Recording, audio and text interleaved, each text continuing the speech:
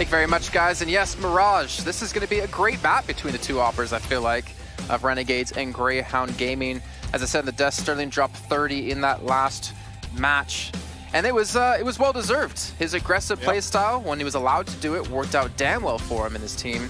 As well as Aircast, we have to talk about, is for some reason, he's psychic. He's got this like prediction level of where people are going to be at certain times to be able to peak at the right moment. Oh, damn. And pick. Okay. Well, this time I'm not as dumb as I was before. So clearly Renegades going to be the heavy favorites in this one.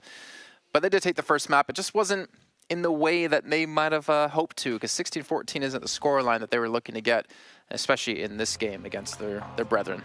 Yeah, I think this, more so, a lot of this, at least the odds, will be down to like Grayhound being more of a unknown entity to a lot of people. Obviously, they did have some sort of like bigger LAN performances, but we know Renegades very well. Like, they're a team that have been around for a while and sort of like pushing the sort of upper portions of Counter-Strike, even winning a tournament or two along the way. So yeah, we definitely expect quite a lot from them, although that last map definitely proved that Grayhound are not here to give up without a fight. This is a team that they not only want to beat, but they want to make sure they're the ones winning the minor, not just getting through it. So definitely excited to see this one. This is a map that they're pretty happy to play as well. However, looking at the positions at the moment from Renegades, this is already looking like more of a retake strategy onto B. There's 2 players currently on short. I'm liking the little boost they've thrown in, and Liaz, 1 bullet is all he needs. Dick Stacy is out.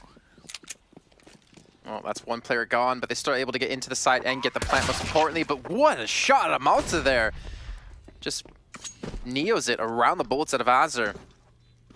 Is able to equalize things and make things maybe a little bit more difficult. But Grass Faction, he has the 2 flashes they need to get back in towards the site. The problem is he's pushing up by himself. He does have a teammate off to his side. The thing is he needs to be throwing these flashes, or maybe just needs to keep shooting shots like this, because he gets the first player now down. He's going to get a second as well before finally being traded on. Aircast eventually be overrun towards bench, isn't he? He gets himself a triple, and now it's coming down to Sterling and JKS. Just in the last round of the prior matches, Sterling's the better of him this time. And that will be Grayhound taking the pistol. Yeah, very quick response. Not again. No way. 1-0. Again, yeah, they start things off with a pistol round going their way, and we are going to see the force buy investment in from Renegades. They want to get that big buy in round number 4, but they also want to try and do some damage here. And again, scouts straight in on the purchase, as they're going to try and do as much damage as humanly possible. You can see Gratisfaction also going to be saving up a little bit of extra cash. Looking forward to getting that AWP into his hands, and I think it's going to be a pretty entertaining matchup overall. Already, though, we see a lot of SMGs purchased for the Grayhound side, so definitely interested to see how many of those they'll actually lose, because that's the sort of risk. There's a force buy-in, obviously 3 armored players with pistols as well. Okay, you don't have the risk of handing a rifle over to your opponent, but at the same time, you also don't have the firepower. They're not actually even going towards the A side either, it seems, which is good for them, considering the scouts are over in that direction. You can see GKS set up in connector. Gratisfaction over towards Ticket. And the only person here that's going to be Liaz. He had a great little one-tap with the USP. The problem is, there's a deagle this time, and he's going to eventually be overrun. The thing is, he's sitting inside the smoke trying to find out where they are, but able to actually spot them out. And Dick Stacy gets the spray through. The bomb will be planted yet again. In the meantime, Azur did take down Sterling. That was over in connector, so they do get themselves 1. But look how poised Grayhound are being, not actually giving any angles to these scouts. And this is where really you just want to see Renegades trying to hold for some exit frags, keep your weaponry into the next round. They don't have any money to invest into that one anyway, so just keep your upgraded weaponry and try and continue to do damage. Obviously, JKS doesn't currently have any armor, so he can't really take any sort of face versus Dexter, and they got to be a little bit careful. They're going to be rounding the corner. I think they know he's here, or at least they should, and that's going to be another kill onto the board, another weapon picked up as well, and this is a hugely successful round already. In fact, that's just going to continue. That's an extra $600 added into his account. Did he manage to retrieve the AK as well? Yes, he did. I almost want to see them go for this. I almost think there's no reason not to. He already has the head armor as well with the AK. Can maybe drop something over to a teammate if they need it. Talking things over really quickly. A little bit of a blunder out of Grayhound, considering they still won the round. They lost a hell of a lot into that. It looks like Renegades are not going to really invest into this. So the players who survive are going to maintain what they had. Liaz just pick up a pistol. Let's see how it works out from Azur. There you go. That's what you need to see happen. He got a 4K before, he got a 3K here. He's not going to get the 4th this time, but there we go. Grass Faction chimes in. And the last player, Sterling again. Gonna be up against 3 now as he does eliminate Jacob. Able to take down JKS, and hey, maybe that's why they didn't need to buy up, because they had faith in Azure. Yeah, to be honest, the way that the last map sort of ended with his 1v4 changing the map, like, you have to look at it and saying that 1 round was needed for Grayhound, that was it. That was the round they needed in the last map, and again, he's come up big and started this one off strong, 6-2, currently the top fragger in the server, and yeah, that triple kill is a big, big deal, because now the T's are coming back with a pretty damn atrocious buy. This is a few pistols, the 1 AK onto Urkus, who has had a reasonable start to this game, which almost worries me a little bit because he was so good at sort of coming back into the game after a poor start. I wonder if he'll have a good start and then fade away, but I'll see if he can at least try and bring them a few early rounds, pick up some kills in this one to give them a chance. And actually pushing in towards this A side, there's more rotations available. Nice shot from Dick Stacey as well. He's going for the big balls plays with that Deeg. The fact is, though, they've already got a bomb plant, and he's going to be able to retrieve a rifle. Oh, he gets the first, look for the second towards CT spawn, and somehow this buy-up out of Grayhound is working out for them. Switch over to the Deego as he drops his weapon, and that does cause his downfall, but it doesn't matter. They won the round nonetheless, and it's going to be all down to Azure trying to escape, and he's really put his foot down here. Up to 8 in these first 4 rounds. Looks like luckily for him, he'll be able to escape with his AK. I mean, I was going to say, you know, it's not good going to the next round, but we have to think back to the round before this, where Azure got the spray down onto 2 and the headshot onto the 3rd to win them the round when they didn't invest into it. So Grayhound will be able to take this round in their favor, putting themselves up to 3. But I want to see what happens in the next, because again, the money's not super. Obviously, Azure can drop. Gratisfaction. He can drop 2. Yeah, it depends if Gratisfaction, I think, wants to go for the AWP, if they want to invest into it. Yeah, they're going for this. I don't blame them whatsoever. Like, their opponent's economy is not in the best of states. They can get a pretty comfortable purchase. And yeah. Oh, absolute destruction. That shot at the end was ridiculous, but that was the difference maker. That's what's given them enough money to actually purchase into this one. Grayhound are actually going to be the one taking themselves an early pause. Obviously, having that sort of early couple of round wins, but then losing to pistols, are probably going to try and just calm themselves down a little bit. They've managed to bounce back with what was a very weak buy, like just pistols and 1 AK-47, and now they just want to make sure, okay, this is where we start our streak and not just let Renegades straight back into this one. True. I don't see an AWP picked up for them, though. So it looks like it's going to be Gratisfaction with a great opportunity to give the long-range battle in their favor. It's just coming down to, is he going to be given an opportunity? I actually wonder where they place him, because they've had him over towards the A site for, I want to say, a good portion of the game. But he's actually going to get in towards window. He's going to jump out towards short. And there's no smoke actually set for them to push in towards middle for the side of Grayhound Gaming. So it's not like they're actually going to peek around this without something being thrown. Yeah, this position on short, though, is so valuable for an AWPer, and so valuable for the team in general, because most of the time, you're going to have a great chance to actually just get this early pick without much of a response, but I think the timing may have just screwed him. They're already all the way out. Jacob's going to be the one punished for it, and Gratisfaction is completely forced off of the angle, so fantastic stuff from Grayhound. A little bit of luck going their way, I will say, at the same time, because that was a fairly dry push out, and if he'd just been holding the initial angle, it probably would have been a very easy kill for Gratisfaction. Instead, they're now a man down, and the T's are looking to push down on them. Azure expect a player here in window. Well, doesn't matter. He gets the shot nonetheless. Aircast will fall. And the short control has been won here for the side of Grayhound. Technically, I think they could win towards B as well. And look how split the CTs are. 1-1-1 between all 3. And Azure has an opportunity, especially if Malta comes back in towards mid. It's a great shot, and he does yet again here. Azure is really coming alive. It's a little bit quiet the majority of the first map on Cash, but towards the end, and now obviously here on Mirage, he's been doing fantastic. He's up to, I think, 10 frags in this match so far. Gratisfaction gets a big kill with the AWP, and just like that, Renegades have the man advantage. And this is now troublesome. Dexter. Oh, okay. What a transition! Azur's just been sent back, saying, okay, anything you can do, I can do better. And wow, that's absolute filth. Gratisfaction now left with a rifle in hand, hoping that somebody makes a mistake, gives him an angle, gives him a peek, but he doesn't have a kit. There's no way he's winning this round, and they're just going to have to try and hold on to what he's got. He just wants his op back too, I would assume. He's got it right off to the side on short. Matches it back for, yeah, there we go. So we're gonna maintain that to the next round, but yeah, that was amazing out of Dexter. He gets himself a 3K and the spray control and the transfer over to the second player just really saved that round for him.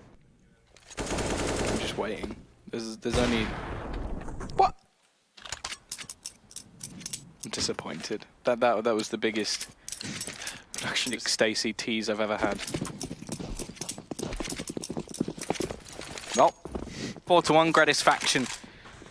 The solo AWP, the one savior for this team, and already could be forced back. They're going to go for the stack in the meantime, so he's pretty much left as the sole defender of this A side, but may not be the worst case scenario here. They've got pretty much everybody else over onto this site. Urka's going to be sent in to try and play a little bit of Farming Simulator 2019. And he's going to make himself a little bit of extra cash. $1,200 into his bank account. He will be put down by Gratisfaction, who now just looks to try and save. Not really any chance to win this round. You've got to be careful, because Dick is looking to come in from behind. By the looks of it, he's just going to be rotating back. Maybe to catch him with his pants down. Well, that's usually happens when you try to come in from behind. They're not looking in direction, but unfortunately, Dick's gonna fall a little bit flaccid there as he doesn't get the shot. And Gratisfaction able to get the follow-up onto Malta. He gets a decent amount of damage done in that round, but Grayhound off to a good start here, 5-1. Able to rescue the AWP for Malta as well. But yeah, this round was done. The only thing that's a little bit worrying, okay, they save an AWP, but that's a lot of damage done by Gratisfaction. He's able to reduce the amount of money that's left over on the Grayhound side. Of course, they've started off with quite a nice 5-1 scoreline, but the money doesn't really suggest that they've had a 3-round streak, especially not one that could have been completely clean in the previous. Gratisfaction successfully making the jump again, but he's never been able to capitalize on it. That's been the biggest problem for him so far, and already dunked a little bit low after losing his life in the previous round. However, JKS will be there to kick things off. The initial kill onto Dexter. Bomb will be retrieved, but it leaves a bit of an individual push across the map, and every single battle is being won by a Renegades Jacob with a double, and leaving Sterling all alone, who's yet to really come alive in this map. A 1v5 wouldn't be a bad way to start. You know what worries me is that in this round, I mean, Grayhound obviously had a good economy. They had full utility, but how much of that utility was actually used? You can see Sterling still sitting with the 2 flashes, smoke, Molotov. I feel like there was maybe a flash or 2 used out of Grayhound, but in general, it just came down to these individual duels. And they didn't really get to set up the way they wanted to, and as the clock ticks away second by second, I think this 1v5 becomes more and more impossible if it already wasn't tough enough. They could just stand in a line for him. Maybe that'll work. I don't even think it would anymore at this rate.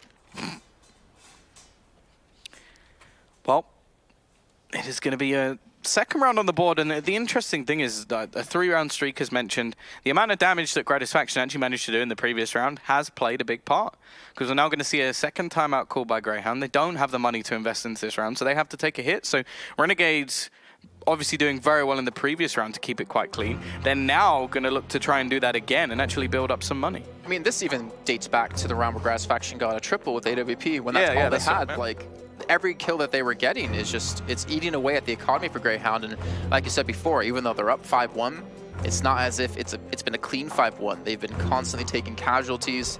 You can see their money is just not really there at all. And it's interesting that they are the team in the lead and they're the ones taking all the pauses. They're sort of clearly not feeling that it's going the way they wanted to, even though they are in a 5-2 situation. But now, very likely it's going to be 5-3. They have to try and win with even less than what we saw them do previously in round number 4. And yeah, this is more, again, hope to get a bomb plant, hope to do some damage.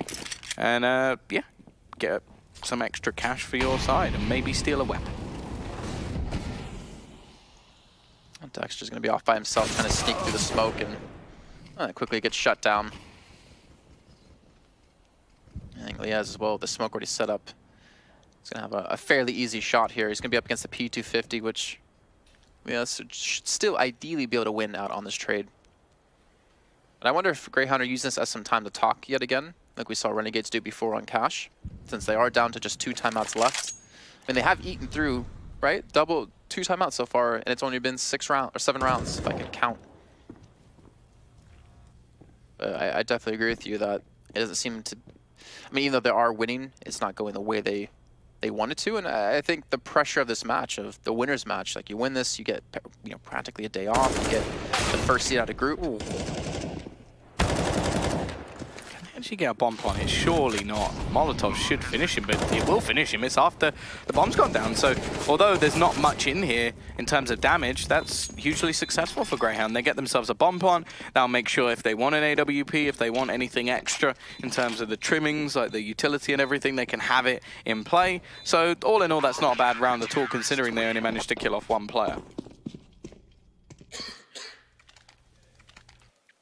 Guy's faction seems to be waking up a little bit too. 7 and 3 for him. Azur's still doing really well, as you can see. 12 for him. And now Grayhound, I think they get, yeah, they do get the op over to Sterling. So I wonder if they're actually going to contest in middle. Grass faction has gone through the window, jumped to short twice now.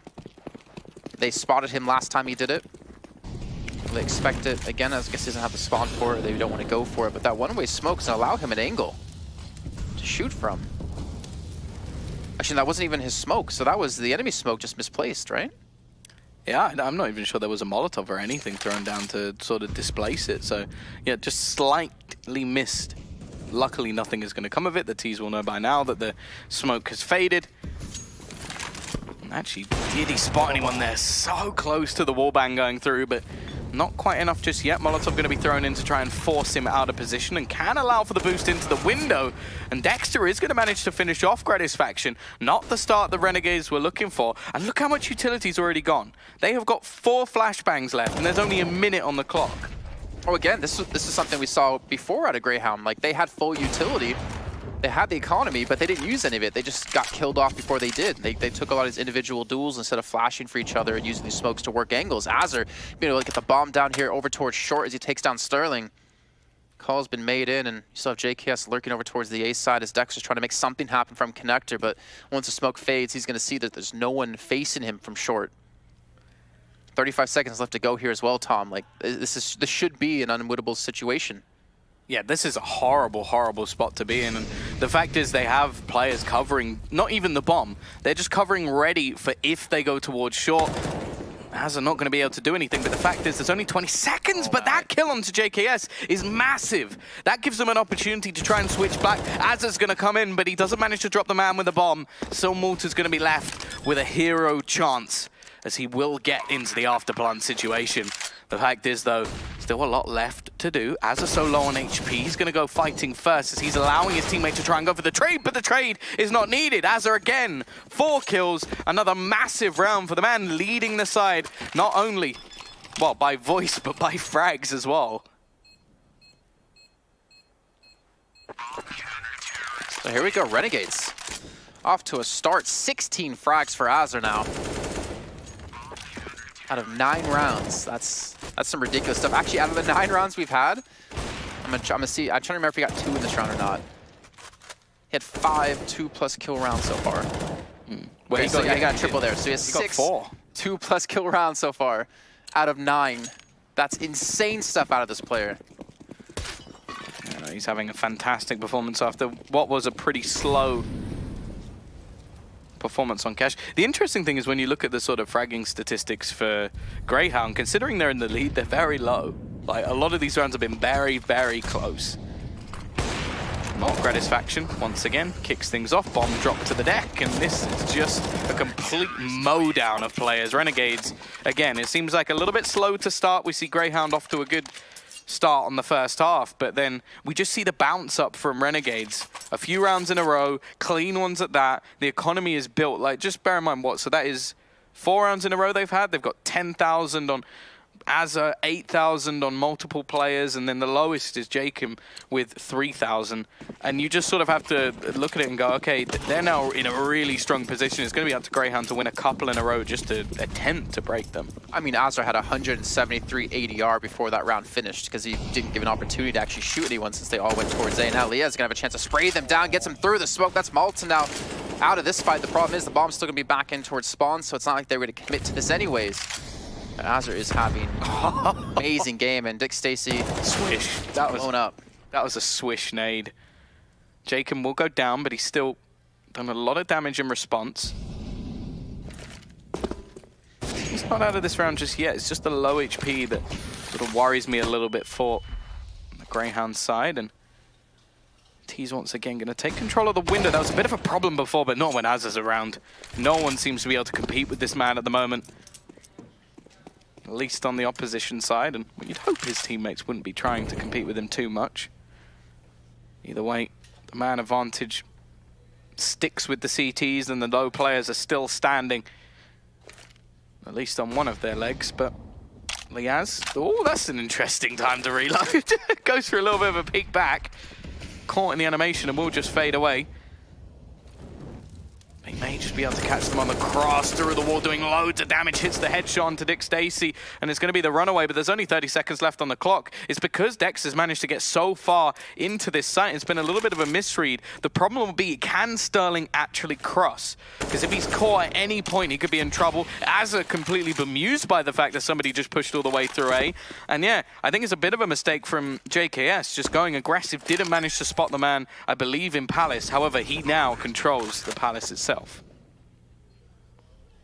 Is he going to expect it at the right time? Grass Faction is going to take down Sterling. No AWP, no HP left for Dexter either. And that's going to be Renegades getting the lead here for the first time on Mirage. I think we're having another pause come in here in a few seconds. I assume that's going to be out of Grayhound. But Renegades doing well. I mean, thing is, like, Counter-Strike, there's a lot of FPS 101 when it comes to you know, games like this, where if someone is just on fire, it doesn't matter like what strategies you can pull off, doesn't matter how you feel in a 1v1. If Azra's going off like he is, he's almost single-handedly carrying a game. Think of Valda on Mirage the other day. Yeah. He got 40 frags in normal regulation time, and he single-handedly carried them against Vitality. The problem was in map 2 and 3, they did eventually lose out on that series. But one player can change the tide of a game completely, and Azra, he's pretty much doing just that here. Yeah, not only a large amount of frags, but impact ones at that. Gratisfaction looking for some impact of his own, but slightly caught out, or more than slightly caught out by the grenades. It will be Dick to finish him off, and, well, realistically, the CTs now have to try and find a way back into this round, as they're going to be Molotov. The Malta closes out Liaz, looking much better for Grayhound. They didn't like the fact that the lead has now swung into the favor of the Renegades, and they want to put it back on the Grayhound side. Might have been able to do it too. Azra down to 15 HP as he was sprayed through. I believe that was a window in the smoke. There's no one actually on the B site. We do have Azra there to kind of hold from kitchen, but he's not even holding an angle to see in towards B halls as he does cross to actually give that info. I think almost Renegades are... I want to say they're not going to save it, but I feel like they potentially should at this rate, just to not throw anything away. They kind of maintain the money into the later rounds, because, you know, we're going to be 12 rounds into this half. Money could become an issue, but they, you know, obviously want to port up into an op. And the call's been made. They are over towards B. I wonder if they should just be saving here. They're just trying to fall back. That's what I was wondering, right? Yeah, Azza with 5 HP, it's sort of like almost asking to be shot at that point. Like, they have a ton of money to use, but it's... I mean, you still have a couple of rounds left to go, right? You still have 3 left, so you might as well just not throw anything away, because you could use that money later on, especially if you lose consecutive rounds.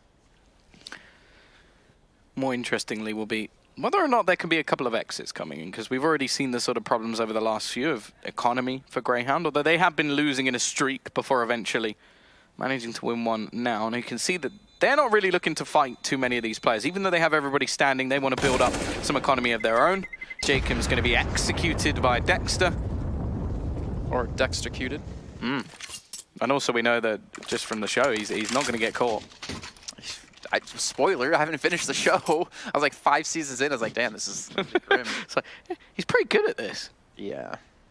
He's pretty good. He's actually leading his team as well. But this is what I mean, like, you look at the frag distribution, if you sort of, like, read out some of the numbers over on the side, it's like 17, 11, 10, and then you go to the other side, it's like, I think it's like 9, 6, 6, oh, 6. And the scoreline's 6-6 overall. So you sort of think about it, and you're like, when you read out the actual statistics, you think Renegades would be way in the lead at this sort of point, but Grayhound, when they have managed to win them, they've been very, very close.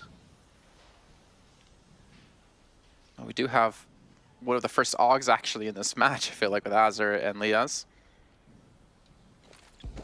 I think Liaz is going to know as the smoke comes in, there's going to be players right around the corner here. The nade goes through and it does a little bit of damage. Can't complain about that. Azur's just going to be holding a very long angle here towards the middle, and he's not even going to be Molotoved off, so he should be able to maintain this for an extended period of time. With Grass Faction as well pushed up towards apartments, he knows he's safe towards B. They should know the pressure is in towards middle and ideally over towards this A side, which is why I think we're seeing these three players here. But Connector is going to be the real pivot point here for Grayhound. Still there, 45 seconds left on the clock. And they do look to make this split possible, but there's already 3 players there for Renegades, and Az are looking to try and deal with any sort of cross. Obviously, the rotation hoping to be held, but Sterling's going to go down without much of a fight, and now they do have to worry about this potential flank. Nice shot from Urkus, though, to remove Liaz from action. Jacob burning in the corner, but he still takes one with him, and now JKS transitions to help with Azza, who finds a double. It is going to be 7-6. Renegades take the lead once again. There's still a bit of money left for Greyhounds to purchase, at least into this one.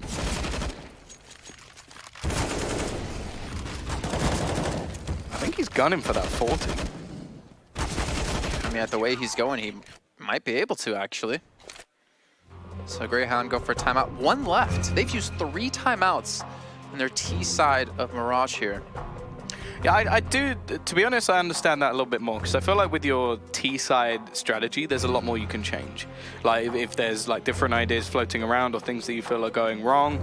I think also with how close their economy has been a lot of the time, I think they've needed a bit more time to talk over. On the CT side, you pretty much have a lot of your default setup, so unless somebody is specific, like something specifically going wrong, like, okay, we need to stop pushing this area, or we're being countered from here, I don't think you're going to need to talk so much about it. Just say, okay, we're switching him and him, we're going to have this AWP here now or something. Other than that, I feel like your CT side is pretty much going to be he plays here, he plays here, he plays here, he plays here. Like, it's not going to change massively enough that you need to talk about it for a whole 30 seconds. True.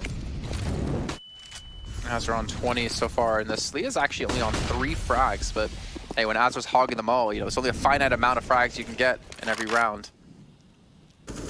I'm looking for the 8th round to guarantee that lead into the second half would be nice here for Renegades. Grayhound as well, just trying to claw a couple more rounds if they possibly can. A little bit of a deeper smoke towards Connector.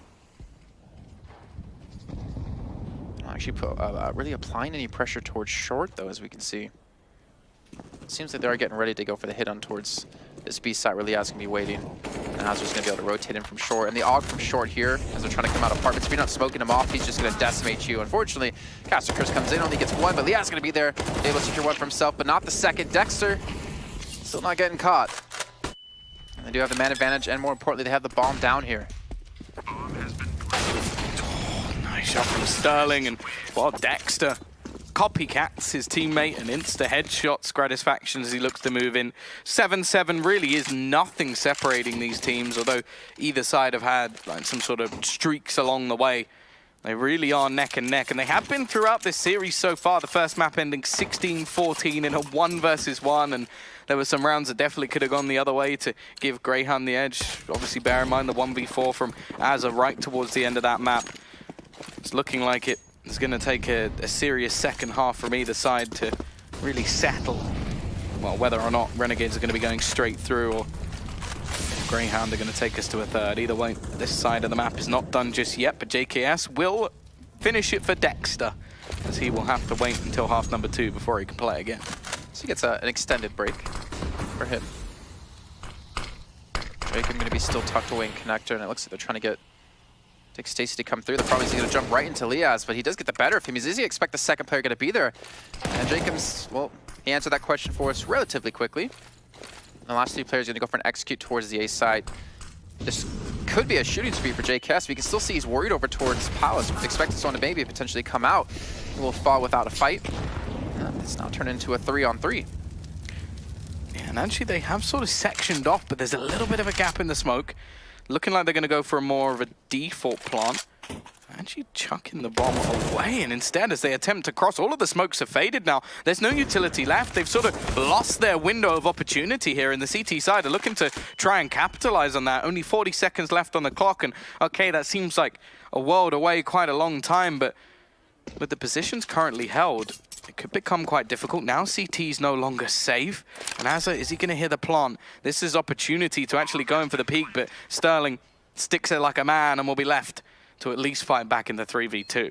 He needs a shot too. He needs to alleviate the pressure from CT spawn. Aircast able to get down Jacob. Now it's all in Gratisfaction, and the 3-on-2 situation is starting to work out here for the side of Grayhound Gaming. Gratisfaction trying to push in, does get the first, but not the second. Sterling going to close that out, and more importantly, guarantee the half lead for Grayhound Gaming. We're going to head to a short break. When we come back, we're going to find out if we're going to go to number 3, or if we'll see Renegades close it out.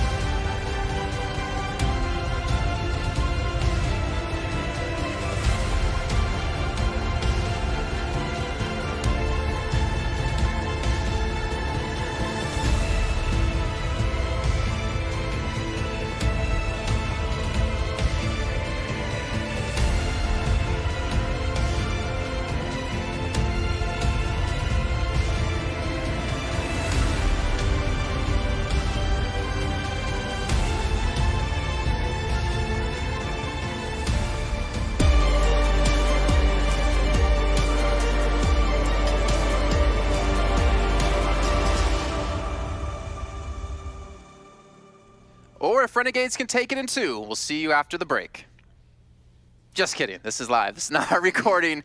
We're here in Katowice, Poland, bringing you the Asian Minors in our winner bracket match from day 1. The winner of this goes on to playoffs, loser has to play again. But they have guaranteed themselves a minimum, actually, not even a minimum, but they still have to qualify because only 2 out of the groups. And Sir, in the meantime, he's trying to take the game into his own hands, is what I was trying to say. No, he wants to take the hand of JKS, and to be honest, who doesn't? Who doesn't? He is a good-looking guy. And his name's, I want to be called Tom Savage. That would be a wonderful name. Never mind. Let's move on from this. We're into our pistol round, and now Malta's looking to try and turn the tide back. It will be CT's coming out on top, at least for now. Jacob's looking to try and be the hero. There's been a few clutches, but this would be an impressive one, as he is completely surrounded. And Grayhound, they take the second pistol as well in this map, giving them a 2-round lead. And JKS had a pretty damn good start right there, able to get the better Sterling, but either way, Grayhound doing pretty well. They're definitely keeping their composure, considering like they're using a lot of their timeouts. They're trying to stay focused, trying to stay calm, most importantly. And I think this is a good start here for Grayhound, especially on the CT side. We can see Renegade's going to go for the full eco here. Just a flashbang to get them out. Maybe hope for a bomb plant. still going to be 2 players there, and it's going to be tough to really hope for, and especially with them holding so aggressively here. It actually might work out against Grayhound because they flash themselves, but Dick Stacy's going to be there, and they're getting mowed down. Easy day at the job here for Grayhound, and now it's just Azure by himself saying, guys, I had a flash, we weren't ready to go. Nice cleanup, especially considering we've seen the save come in for Renegades as well. They're going to be purchasing up with the AKs into this round, so that's sort of the extra cash made for Grayhound that most teams don't have in these sort of scenarios anymore. I said the sort of economy changes have made it much more difficult to have what is a bonus round, but this will be a bit of one for them. We're just going to see a bit of investment back into utility. Also, Malta left a little bit lower than everybody else because he'd already purchased up a rifle. But if it does all go wrong in this round, we will still see a purchase coming in from Grayhound. Thing is, if you're Renegades, you have to be very careful about your utility since you're so limited in what you can buy up in this round. There's a massive stack over towards B. I mean, you obviously have the transition in through underpass if you need, but they're kind of allowing Azure to be his own man, I guess. I don't know, he's kind of off in towards middle. He does actually get a frag in towards window. That's Aircast going to go down. Azure will be traded out on, but they've been able to make their way through. They've been able to get the bomb down, and now if you're Grayhound, you kind of have to wonder, can we retake this, or are we better off saving our weapons? And it looks like they will go for the save.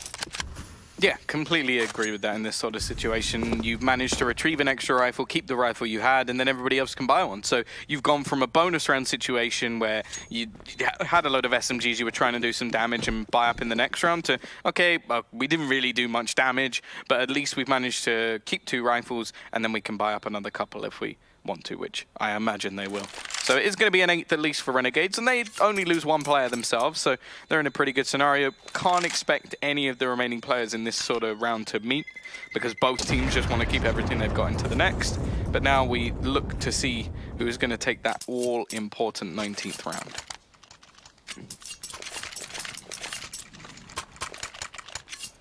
I'm curious to see if Azure's able to transition his success on the CT side of Mirage over towards the T side.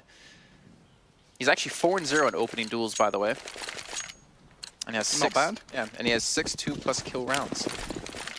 Thing is, I think he had 6 2+ kills in round 9. Yeah, that's what I was gonna say. So maybe that's tapered off a little bit, but still 20 odd frags in the first half is something you could never scoff at. Now into, like I said, round 19, a very important round here for both sides, especially since Grayhound isn't the best situation when it comes to money. I like Aircast's position. He's been so good with timing before, but the problem is that Smoke's allowed Azure to sneak through in towards jungle. He has to spot out the first player. He gets sprayed down eventually, and that's a little bit unfortunate for him because the smoke has just faded, and luckily Liaz's able to trade the frag back, and JKS gets an important kill onto Malta. Oh my gosh. He's got to be careful he hasn't missed the opportunity here. He may be coming into Jacob's field of vision fairly soon, but Dexter just trying to play down the clock, give himself a little bit of an opportunity to get this one for free, and then look for the second, but unfortunately JKS was quick enough to respond. However, he now has to respond with 2 more because he's left into the 1v2. It is going to be Dick Stacy and Sterling up against him. That AWP down. He's looking to try and ring around the Rosie. The problem is, if he drops down, it's going to make enough noise that his opponent should know exactly where he is. Now, the bomb's planted for that exact position, but I think he may have just got far enough away that they're not going to realize where he is. Still, though, Dick's going to be watching that direction. He will fall. The spray needs to come through, and JKS just taps him out. Another 4K coming in for Renegades, and whenever they seem to need a hero, one steps up to the plate. What a play out of him, too, to keep his composure that far away from the bomb. Able to get the spray down the first, and Dexter, I feel so bad for him too because he played that fantastic. Like, he was in the right position. He tried to jump the gun when we heard the bomb being planted to stop it, but JKS was there just as quick as he got his frag. And now Grayhound taking their last time out of the map to talk some things over. They have some money. Like, Dexter has 6,700. The problem is it's only him and Eric that actually have the funds to really invest into this round. Do they want to go for it? At the same time, Renegades don't have a big economy built up just yet because of how close these rounds have gotten that they have won. And you can see the full utility, full weapons, full armor. In Grayhound's position, it's kind of like, do we let them tie things up or do we buy up into this? And we can already see they've actually invested into an M4. I think that's heavily based off just one player being alive in the last round. I think they know that this could be a sort of boost to get them right into this map and right into the lead, rather than sort of like saving here and waiting for the big buy. At the same time, I would have been quite happy to see them let Renegades equalize the scoreline and bring up with full AWPs, have the rifles with all the utility. Instead, that's where the limitations are. There's not a single incendiary for this CT side, and that's a bit of a problem considering it's looking like it's going to be a fast push onto this A side. Also going to be in shadow. I'm going to check it. Actually, Jacob's going to try, but again, Liaz's going to be there for the trade. He's been consistent with doing that so far in this matchup. It's going to be down to a 3-on-2. The smoke's going to fade momentarily as the bomb still hasn't been planted just yet. And, well, as I was going to say, there's not going to be a chance. This Grass faction, lucky for him, does get that frag. Maybe try to spray through and actually halts the plant as well. Aircast all alone, trying to get the players to rotate in to help out. JKS, again, he is, just like Azur stepped up on the CT side, he's doing so on the T side as well in the last map on Cash when we saw him clutch out that 1v1 up against Sterling to win them the map. And now all tied up at 10 apiece. This is what worries me, right, is that we were describing before, yeah, you know, you have 3 timeouts used out of Grayhound on the T side. It's understandable because there's more you can change. Yeah. But now going into this, if Renegades build up momentum, they don't have anything to stop that, right? They don't have anything to, like, freeze them out in any sense.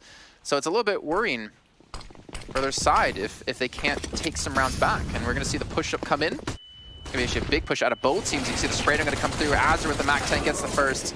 And a decent trade so far, actually, in favor of Renegades in the end of things. But they did get a lot of damage done for really no investment on their own side.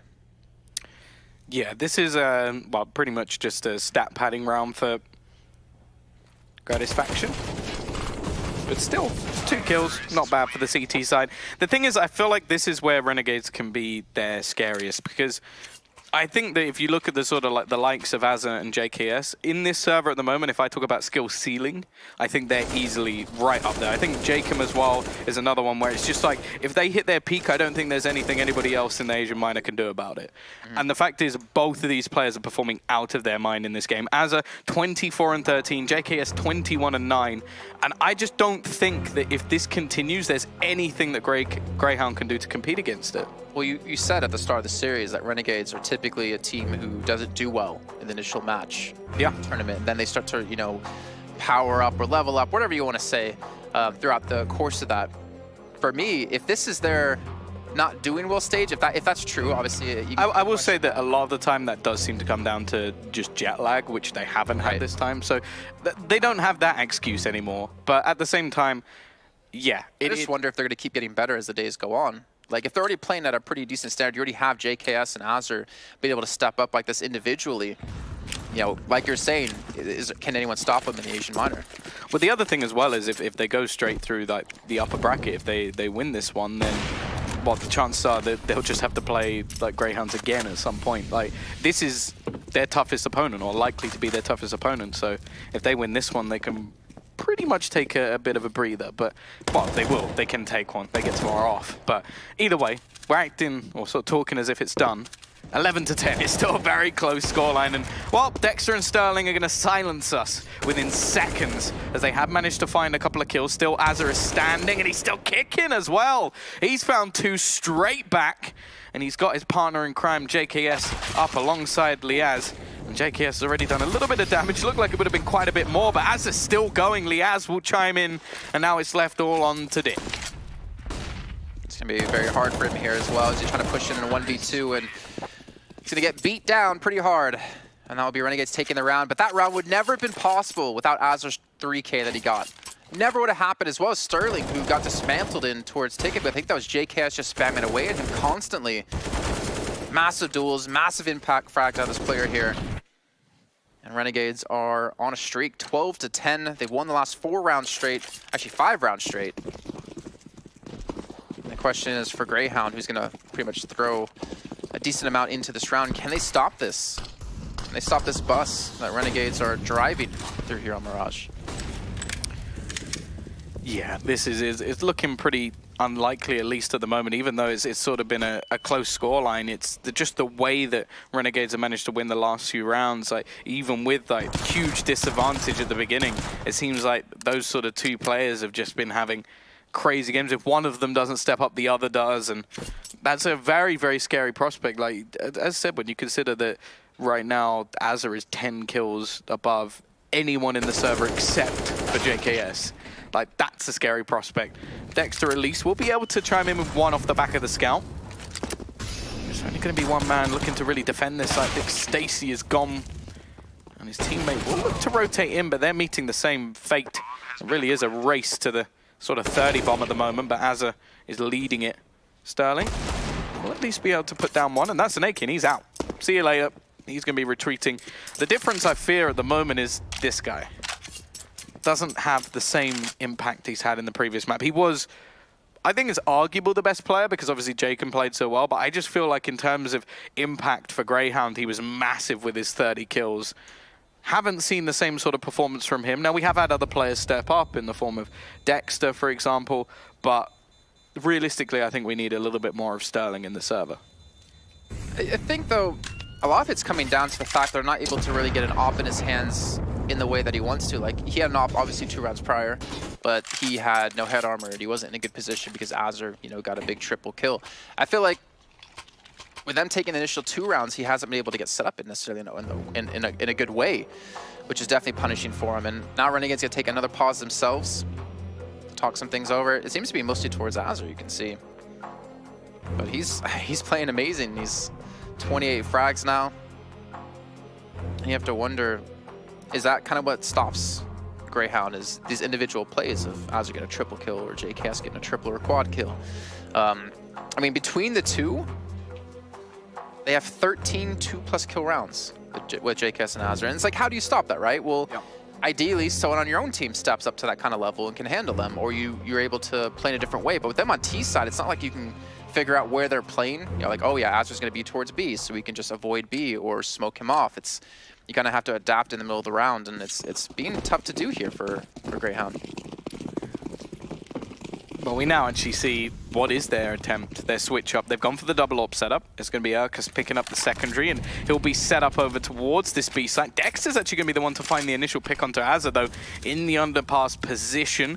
Urkus looking for a little bit more, but doesn't quite manage to connect, and that's going to be the trade available. Now the T's will look to just burst into the site. Dick Stacy is ready and waiting, though. Gets it first, but again, Jacob's there with the trade, and Gratisfaction even peeks into the angle of Sterling and removes him without a second's thought. However, we still swing back into a 2 versus 2. Dexter's managed to get past the Molotov, but cooks in the remaining flames.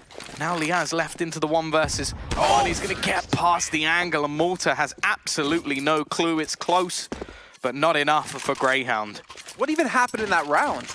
I don't even know anymore. We saw Azure die in underpass. I think that was Dexter who pushed in for that one.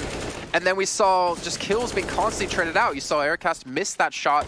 Dick was able to get, I believe, 1 on this as Jacob's able to trade back. But this play right here, that shot, I feel like not necessarily the cockiness, but the confidence, I think is a better way to say, to go for the peak against him and hit that shot just completely. But that was in that round. Pure pre-fire as well. Yeah. Just assuming that somebody would be there, and oh, they didn't miss. That's the most important thing. Dex are now going to be left with his AWP, and again, the AWP player is gone within seconds. Urkus will fall. Jacobs now looking to try and catch up on the scoreboard a little bit. Hasn't had the same impact of the previous map, but at least in the last few rounds, he has been the man to watch. Already an early double in this one versus the Pistols, and of course that 1 AWP. But now you can see after the initial frags going for Renegades, just a slowdown. They know they've got the advantage here. They know that they're up against a weaker buy. They know that realistically Renegades have to go for it, or not Renegades, Grayhound have to go for an aggressive peak. And well, Jacob once again, he's now got himself a triple on the board. It's left all onto Malta, and he'll be caught in the spawn. 15 and 10, a comfortable victory in that round for Renegades, and they are now 1 round away from getting through to the playoffs. Thing is, this minor, not just this one in particular, Asia, over the course of last week, we've seen so many crazy games. Like, for instance, Mousesports being knocked out, Avantgarde losing to Windstrike in the winners match in Group B in the CIS region. I feel like we need some sort of normality back in our lives, right? And with Renegade being the favorites to win all of the Asia Minors, it's nice to see them actually be able to do so. But Grayhound, give them credit. They've been playing amazing as well, and I'm curious to see, if the potential rematch does happen in the playoffs, if maybe things can go a different way. Just give them a couple days of time to look at what Renegades did in this last match. That's assuming that, of course, everything goes at plan towards the end. We're going to have an early trade. Jacob once again will be able to pick off one, but it's still the CT's coming out to turn it into a 3 versus 3. Mortar coming back through the ramp could be a big problem for the remaining players. They've got one currently over in towards the jungle, and JKS up in the palace. He's always up in the palace, so it's no wonder the Mortar's looking to try and check that out. Still, though, both players taking a ding, taking some damage, and they've got to be careful because Gradis faction, he's going hunting. He wants to try and chase this man down, may even be able to finish him off through the wood. In fact, just closes him before he can do anything else. Looking for the peak with the AWP, but he now sits down on just 16 HP and a clutch needed. Would be a 4K if he's able to pull this off. He does have the bomb, so at least has that going for him. He still technically has time to rotate back towards B if he wants to. He even has a decent amount of utility to use behind it. On the other side of the spectrum, though, Grayhound have even more to go for a retake. And I like how they're sticking together as well. Don't give him a 1v1. Get the refrag right after. And they're both in an interesting spot, too, because you technically could have them going from different directions over towards B if they want. And Grass Faction should be able to get the bomb down. Now, he's had confidence here in this position before, able to take down Sterling. And actually, they're even checking A. They're not even sure where it is. So now we'll make the call. And I feel like if Grass Faction hits his first shot, there is a good chance he actually could pull this off. He's actually a little bit wary of them coming through from the market position, so that's where he's going to take the majority of his peak, but he's got the position to at least find onto the first. The problem is now the bomb is not planted him, but the flash actually pushes his opponent off of it, goes for the peak, but Urkus is at least there to find the kill. Doesn't have a kit, but does have enough time for the defusal anyway. Left that one really close too. I think if Grass Faction was able to hear, because I don't think he even tapped it. If I'm not mistaken, he actually just waited for Grass Faction to come around the corner. But still, that round too close for comfort. The money's really not great for Grayhound, so it's not like they're gonna have a full buy-up into this round. They survived with one player, so it's only to get harder from here.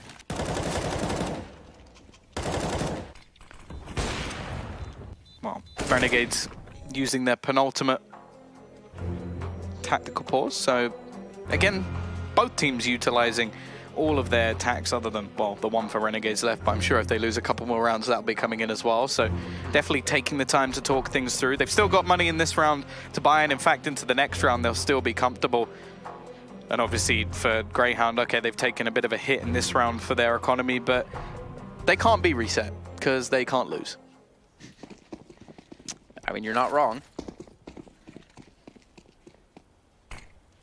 Let's see, though. Round 27. We got a 16-14 in map 1. Can Grayhound pull it that close again and potentially into overtime? Azur, 28 frags. So spot the first player, not able to hit the shot, though. I'm surprised he went for the challenge there. There we go, the push in towards B. We saw this same strat a few rounds before. The problem is there's 2 players stacked towards short this time. Narcast takes down one, so does Dick. But Jacob, yeah, he really wants to get his name on the board here. Sterling's going to be in from kitchen, comes down to Gratis Faction up against 3. Again, he has the bomb, so he should be able to get it down ideally. The problem is, there's a player towards short, and Dexter will stop that from happening. So, 15-12. Again, Renegades should be able to buy up into this round. But luckily, Grayhound are able to keep more players alive at the end of it. So able to stabilize their economy a little bit. Yeah, I think they may still have like a UMP or something in play, which definitely not ideal, unless they're just going to try to get rid of it over the next round. But even still, the T's money is finally starting to diminish a little bit here, and towards the end of the game, obviously they've still got the loss bonus coming. Sterling starting to come into his own a little bit, taking some aggressive plays in towards middle, and I think that's actually been a bit of a difference maker for the Grayhound side. But the question is it too little too late? Because there's still time for adjustments. Nice little peek coming out from Urkus, and he may be able to finish off Jacob with a nade. I think he just about escapes. However, more damage is done elsewhere. A pick in onto Azur. And the grenades doing further damage. Gratisfaction trying to trade, but Urkus again peeking back out, using the timing to his advantage. Will pick off one more. They have the A site. It was completely given over to him. They're actually able to get the bomb back into the site as they retreat from T-spawn. Sterling needs to hit the shot to stop from getting in, and unfortunately for him, JKS will get the bomb down. Liaz has to hit these shots. He gets the first on a Dexter. Dick Stacy just gonna wait for his teammates to rejoin back in. This comes down to do or die. They need this round. They cannot afford to let this one slip away as it dwindles down to a 3-on-3. Yeah, the retake not going to be easy either. They've not got a huge amount of utility, a smoke and a flashbang, or a couple at least, to try and get themselves back into the site. JKS waiting patiently, but it's actually going to be the push over the top of the smoke. They've got to be careful. Liaz looking for that kill, but doesn't manage to find it. JKS, however, will manage to pick off one. Now he has a lot of work to do because his teammate's so desperately low. The bomb, however, ticking very fast, but it doesn't seem to matter. I think he's just about got the defuse as well. Grayhound, they cut it close, but they're still going. Too close for comfort for them.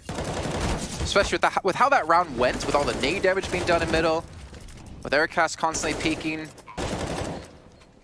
It is honestly a wonder how they were able to pull themselves together in the last few seconds. And Sterling, if he didn't hit that shot, that probably would have been the end of the match for them. But now into round number 29. I think Renegades, yeah, just gonna buy up a lot of utility and pistols, trying to go for that last round buy for the finisher. Get that final nail in the coffin for Grayhound Gaming.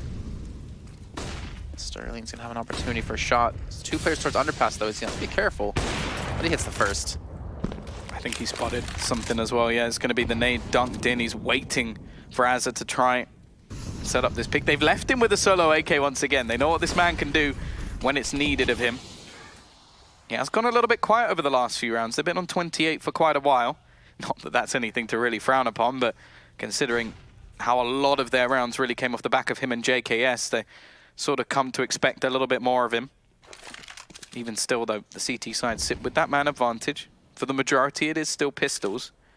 And as of yet, Renegades yet to really make much ground. I think just try to wait for Azur to do his thing. Yeah, he's gonna spot out one player, and that's gonna be Dick Stacy towards B Halls. Azur's still just waiting in window too. He's not even trying to make a play happen off this just yet. He's just waiting for someone to potentially peek in towards short, hoping that the pressure over towards B Halls forces that. Another smoke comes down, 35 seconds, so they have to pick up the pace, and unfortunately Azur has fallen. Malta's gonna get that. And it's just gonna be them running straight into Dick Stacy, just gonna be spraying. Oh, okay, no, never mind. The nades that come through, it's still possible here. Because there's still multiple players left on this site. It's scripted where they're going to be going. And although JKS will hit a nasty tag onto her, because it's going to be 15-14. The full 30 rounds will be played again. The question is it going to be heartbreak once more for Grayhound, getting so close to bringing this to overtime, and then Renegades just squeezing it over the line? We're not seeing that final pause called by the looks of things, so we are just going to go straight into this one. AKs across the board. No AWP for Gratisfaction, who has still got himself on 20 frags. So again, I think there's only one man who hasn't. That's Liaz for Renegades. So if they do manage to lose it, they've definitely had the sort of fragging ability to take this one through.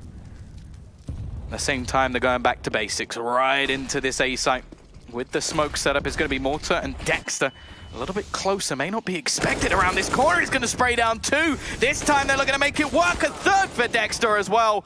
And Gratisfaction at least manages to trade one back, but he's left on just 2 HP. They're going to need JKS to try and be this hero once again. But this time, there's so much left to do. Already looking for that peek in towards the CT spot, but as of yet isn't going to find anything. His opponents just both waiting around the corner, and they're going to peek into the perfect time. JKS with everything to do, and this time we are going to overtime. Greyhounds manage to make the turnaround possible, and Renegades can't close out the map. Unfortunate for Renegades, but well done by Grayhound. After round after round after round, I think it was about 8 in a row for Renegades, they're able to take the last 5. So overtime, you know, the pressure's there. You can see it's definitely a hard-fought game. I mean, we're looking at 16-14 in map 1. We're looking at overtime in map 2. If Grayhound pick this up and go into a third map, they have to be exhausted. But luckily, for both teams, it would be dust 2 of all maps. Yeah, that would definitely be an absolute brawl if we managed to get there. And you have to talk about the fact that in this match, we pretty much got the 3 puggiest maps in the game. Just like the all-out brawl from the Aussie CS. But the fact is, this is definitely not over just yet. And at the same time, you have to sort of talk about Renegades. Like, okay, you talk about fatigue with Grayhounds. I think if they manage to pull this back from being, what, was it like 15-10? It was very rough, yeah. And then to bring it back and then win, they'll go into that third map with, they'll be rejuvenated, re-energized, whereas Renegades will be like, yeah, we probably should have closed that out. It's going to be a little bit painful, so definitely a lot to play for. I think if it goes to a third, it really is anybody's game. All predictions out the window, which I'm sure the desk would be very happy with, although at the moment, it's still on for both of them. Certainly just going for some shots at the smoke. Almost had an opportunity there to catch out on someone. Azur, he's been quiet, I have to say. He's gotten about, I think, 8 frags on T side of Mirage, where he had about 20 at the end of the first half of CT side. Grass Faction eating a giant nade to the face. Takes him down to 49 health, and Dexter threw the smoke directly to the head of Azur. Again, this mid presence is looking good out of Grayhound. You can see Renegades have struggled more times than not, I feel like, to get control of this part of the map.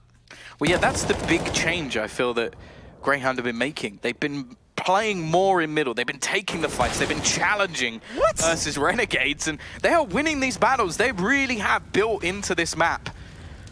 And Dexter has been one of the heroes of this side. He's now looking to try and overtake Azur, who was so far ahead not long ago. I said he was 10 kills above anybody on the opposing side.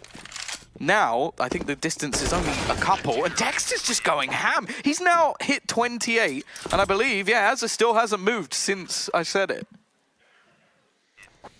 I think Dexter's like, all right, I'm tired of this.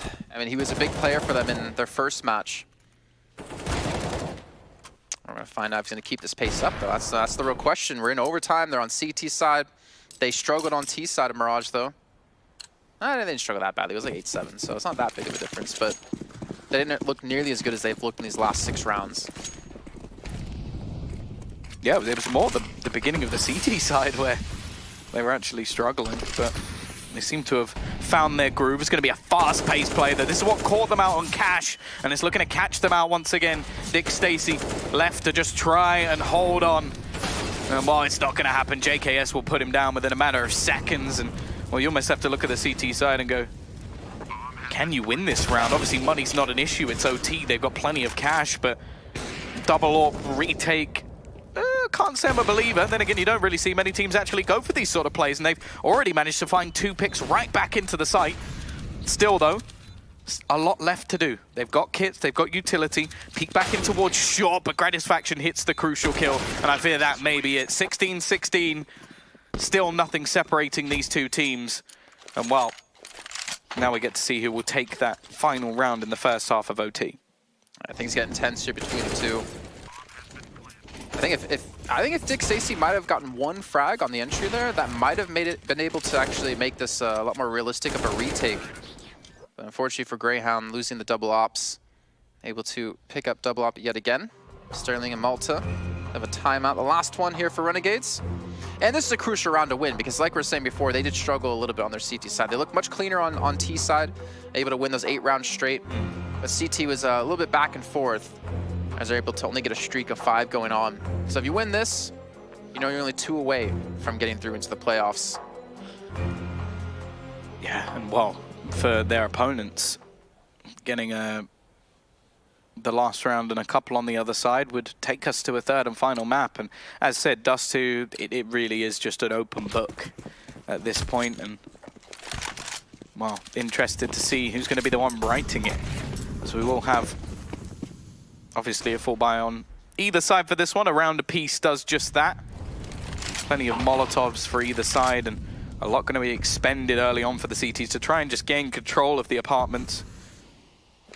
Still looking for that mid-play once again, but it's looking like a bit of a bamboozle thrown in. Some early presence shown over towards the B site, but by the looks of things, we may have a late duck down into the underpass and then a hit towards A.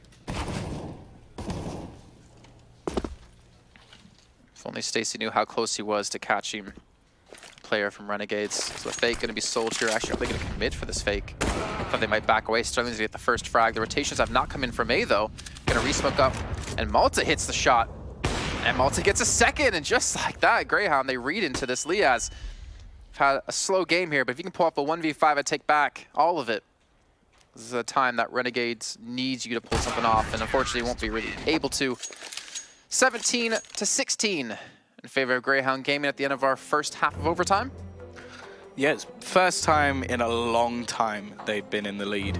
I think, what, since about round number, like, 20 or something like that. There was a massive streak of rounds towards the end. Not even that, probably a little bit earlier, but yeah, they've managed to pull things back and take themselves the lead. They've actually rotated Sterling and Malta. They've changed their positions where Sterling was normally towards the A side, that Malta switched it up. I go into the CT side. I mean, this is, we can't forget. I mean, I know it feels like a long time ago, but Azur was insane CT side. Even though the rounds finished off 8-7 half, I believe it wasn't pretty. But Azur got like 20 frags. Yeah, I think he had 21-22 in the first half. Yeah.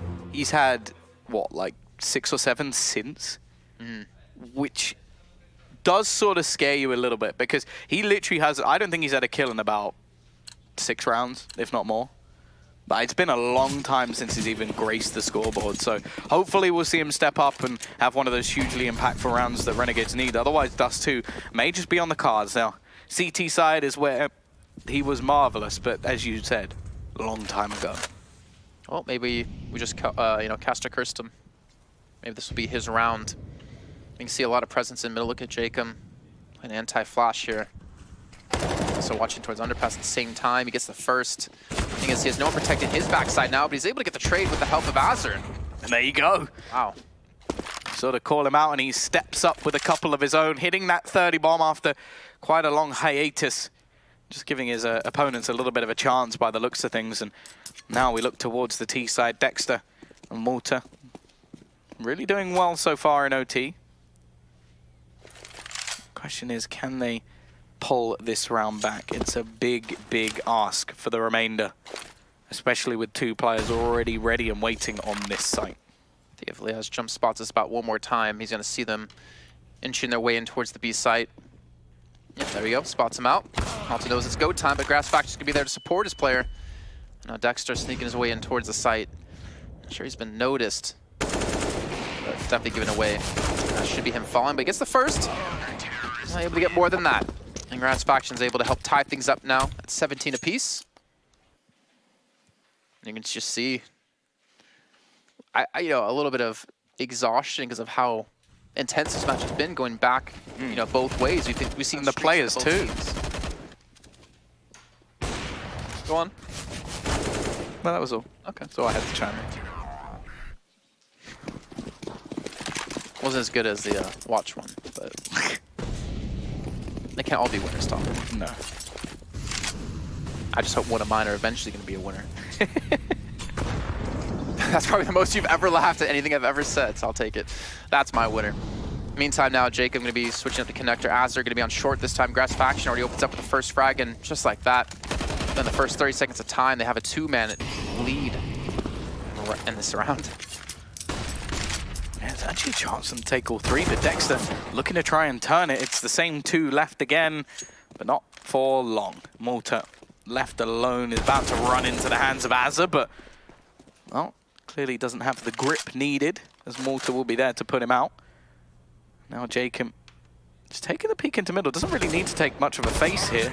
Just feeling confident will give the lead to Renegades once again. And now they are sat with another map point. It took them, well, they didn't take it. I was going to say that it took them a long time to take it. It took them a long time to get back to the map point, obviously, after having 5 to do it previously, with a great comeback coming in from Grayhound.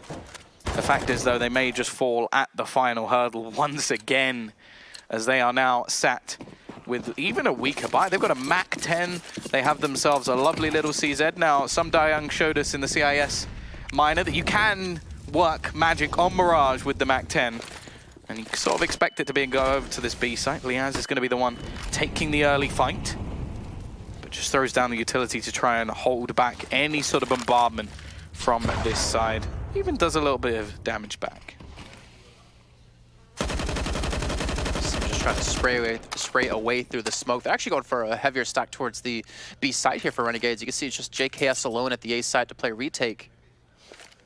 Even Sterling trying to set up for a delayed smoke in towards mid.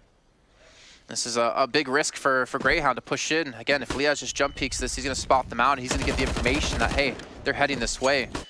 Katowice back in from Sterling to help join. Grass Faction gets the first shot. All comes in out of Azure. They have the stack here. They have the men. They have the kills so far. It's all into Dexter and Sterling. And Dexter's going to fall. Now Sterling gets 4.